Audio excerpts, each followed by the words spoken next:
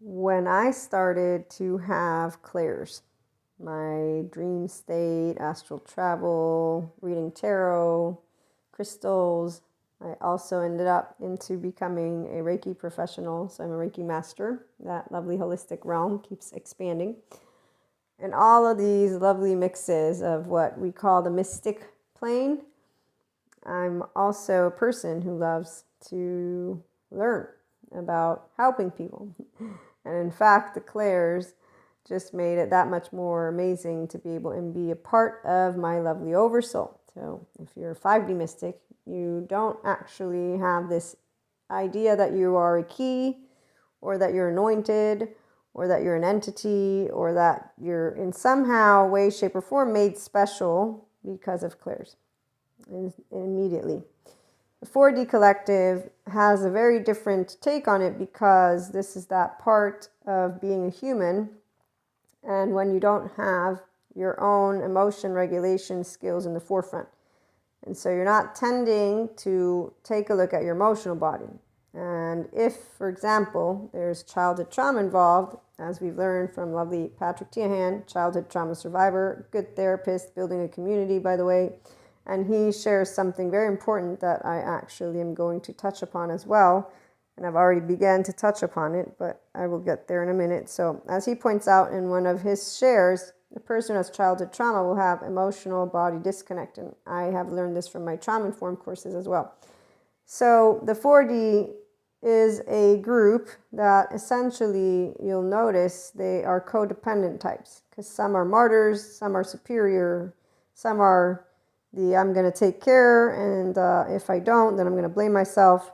And these are the self, in the absence of the person who owns the body, being aware that their emotional body is yet to be matured to the higher adult self. Using their prefrontal cortex is not what they do. That's why that third eye is blocked. In fact, one of actually many 4D mystics that I know have talked about their third eye being blocked when they were witches. Now, this is the part of where I, as a mystic, know of my past lives, my future lives, and those who are in this plane. You know how beautiful it is to have these experiences. We also know why people call it woo-woo, which is A-okay in the book of a 5D mystic, because you know in your mind's eye that it's in your mind's eye. It doesn't make it any less real. And actually, the scientific methodology of neuroscience, Patrick McNamara, explains how things that take place just happen. I'm not going to get into that one, but I explained it before. So it's nice to know that science has a way to answer questions, if you have any, of how your human brain works. And that's why we also 5D mystics go beyond the supernatural, because we're not dismantling any of the figures or shared consciousness images, stories, but we also know it's in our mind's eye. So there's a difference.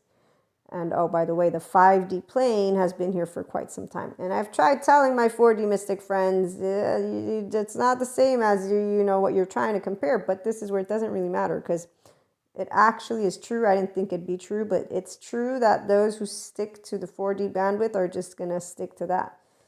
And remember, there's many different ways that people have explained how we're like little antennas, and our brains, our embodied brains, are conduits. So there is the neuroscience and consciousness sphere and field of study, and they continue to talk about it. Now, 4D thinks they're hiding stuff from us.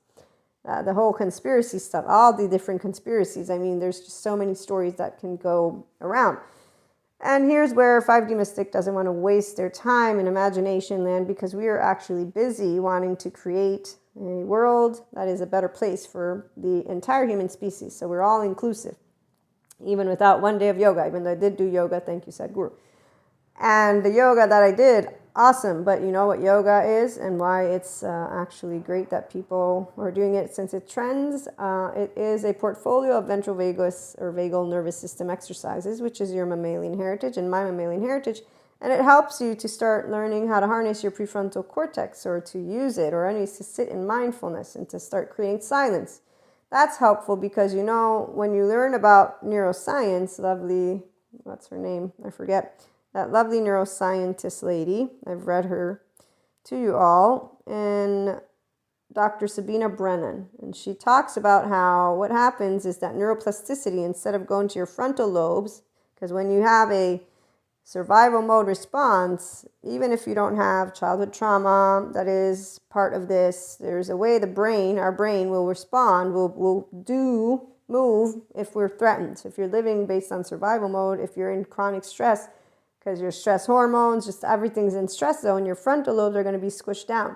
And the neuroplasticity, which is how we actually are able to rewire. People love to talk about executive coaching, executive this, a lot of little shiny objects.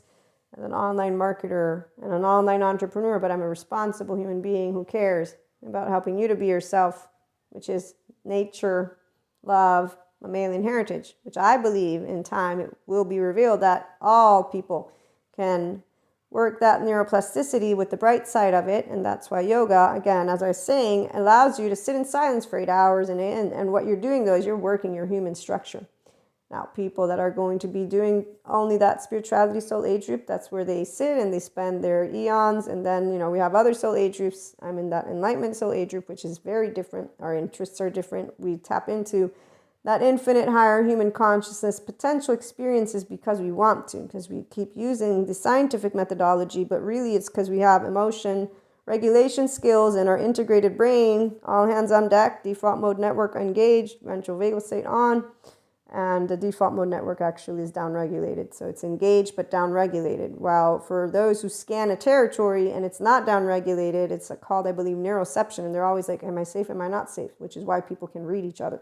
We all can read each other. Some people go in without knowing that they're in survival mode. So your frontal lobes get squished down because your brain is actually in defense mode. And then the amygdala and the Daniel Siegel hand model is alert, alert, alert. Even Tara Brach talks about this. So when you're in alert phase, which most people are once they're not in their group or not in their safe space with people who they love and dearly, so if somebody's arguing with you, you're automatically, unless you choose to want to be safe because you're knowing you're confident. Means I'm not superior, inferior. You can yell at me all day long. I'm not going to be thinking what a rude asshole, what this, what that. So there's a variety of ways that I'm trying to explain. It's very simple to be an emotionally mature adult. For those of us who have chosen to be such, I chose as a teenager that I'd start learning how to handle myself because I was told I was a very energetic person and I studied political science. I thought I might join in, but then I realized I'm not really into the system. They don't act like adults.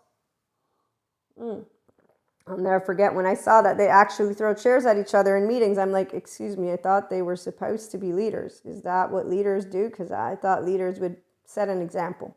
Then I remembered, made by the people for the people. And so when we look outside, what we see are a lot of people did not move into their emotional adulthood. They don't have their prefrontal cortex, their wise adult self. No, they have their teenager charge state for the average bear. The ones who have childhood trauma, they need good therapists like Patrick Teahan, or even going to the community of other people who also had childhood trauma so they can share their stories and heal in a journey that is beautiful for those who heal. And for those who don't, it's not going to be beautiful or not because they're probably not even going to notice any of these types of pieces of content, or good therapists for that matter, or good holistic practitioners, which, by the way, will never tell you, I can give you answers to everything. Never. A good holistic a good online anything. See, good, I should specify, to a person who's emotionally and mentally mature, though. It means that I know since I was a kid, why are you trying to manipulate me? I don't think so. I learned just not to say anything because I don't really care if you're using your blah, blah, blah. I use my blah, blah, blah too. Right now I'm using it. But those who don't know about their codependent type relationships, they're vulnerable. And this is why the 4D doesn't do a good service. But if they do ethical cults, at least we know they're ethical. So what happens with the frontal lobes being squished, the amygdala overrides your frontal lobe and neuroplasticity works there. So enlarged amygdalas, in fact, are what people who have a traumatized safety behavior approach will have. And they're reactive versus responsive. So they can do all the yoga they want. But it's once they understand how their embodied brain works, and then they're choosing also to want to deal with life in a certain way. So I will have to do another video because this one is finishing up. But on that note, people who care, they won't tell you I can heal you. They will tell you I can support you on your life. And let's work with good therapists if you have childhood trauma, because it's very important for your embodied brain and for your life as a human being. So always be aware that those who want to empower will teach you. Tune in.